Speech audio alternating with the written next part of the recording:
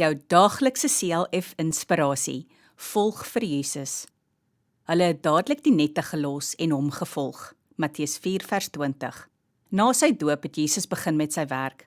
Hy het ook disippels gekies om saam met hom te wees. Eendag het hy langs die see van Galilea gestap en 2 broers gesien wat vis vang. Hy sê toe vir hulle om saam met hom te kom en hy sal hulle vissers van mense maak. Dit beteken dat hulle mense moes ooreed om Jesus te volg. Later het Jesus nog 2 broers gesien wat visnette regmaak saam met hul pa. Ook vir hulle het Jesus geroep om hom te volg. Hulle het dadelik hul pa verlaat en Jesus gevolg. Soos Jesus mense geroep het om God se werk te doen, so roep hy ook vir jou en my om hier op aarde vir hom te werk. As God jou roep, moenie twyfel nie. Gaan en vertel vir mense dat Jesus die verlosser is. Ek en jy ken vir Jesus, maar daar is nog baie mense wat nog nie aan God behoort nie. Kom ons vertel almal van Jesus. Kom ons bid saam. Here Jesus, help my om vir ander van U te vertel. Amen.